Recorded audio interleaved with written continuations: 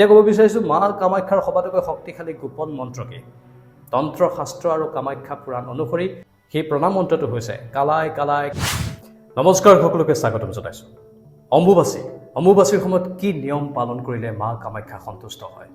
অম্বুবাচীৰ মূল মন্ত্ৰই হৈছে সংযম আৰু শুদ্ধতা। এই সময়ছোৱাত মা কামাখ্যা তথা ধৰিত্ৰী মাক সন্তুষ্ট কৰিবলৈ আৰু আধ্যাত্মিক শক্তি লাভ কৰিবলৈ বিশেষ কিছুমান নিয়ম পালন কৰিব লাগে। প্ৰথমে ব্ৰহ্মচৰ্য আৰু সংযমৰ কথা কৈছোঁ। এই 3 দিন প্ৰবৃত্তিৰ পৰা নিবৃত্তিলৈ সম্পূৰ্ণ ব্ৰহ্মচৰ্য পালন কৰিব লাগে।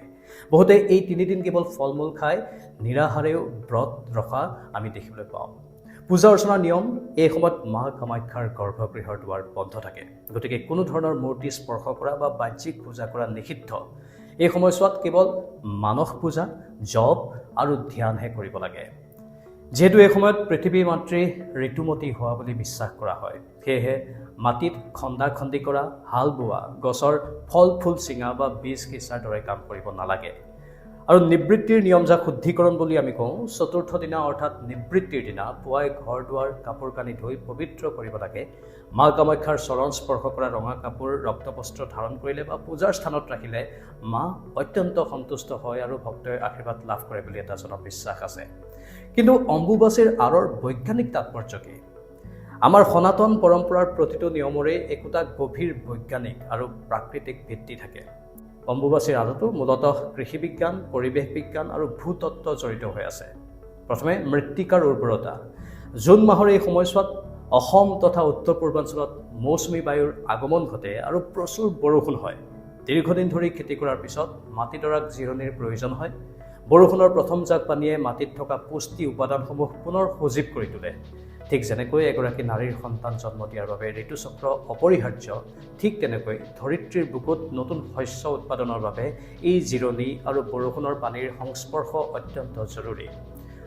এই 3 দিন খেতি বাতিৰ কাম বন্ধ ৰখাৰ বৈজ্ঞানিক কাৰণ হ'ল, প্ৰথম বৰষুণজাক পৰাৰ লগে লগে মাটিত থকা বিভিন্ন কীট পতংগ, বীজাণু আদি ওলাই আহে। এই সময়ত মাটি খান্দিলে শস্যৰ উপকাৰী অণুজীৱসমূহ নষ্ট হ'ব পাৰে। ইয়াৰ লগত পৰিৱেশ আৰু স্বাস্থ্য সজাগতাৰ কেতবোৰ নিয়ম জড়িত। পুৰণি কালত এই সময়ছোৱাত পানী দূষিত হোৱাৰ সম্ভাৱনা বা আশংকা বেছি আছিল, কাৰণ বানপানী বা প্ৰথম বৰষুণ হয়। সেয়েহে পুখুৰী বা নদীৰ পানী ব্যৱহাৰত কিছু বাধা আৰোপ কৰা হৈছিল, যাতে মহামাৰী নহয়। এতিয়া ক'ব বিচাৰিছোঁ মা কামাখ্যাৰ সবাতোকৈ শক্তিশালী গোপন মন্ত্ৰ কি?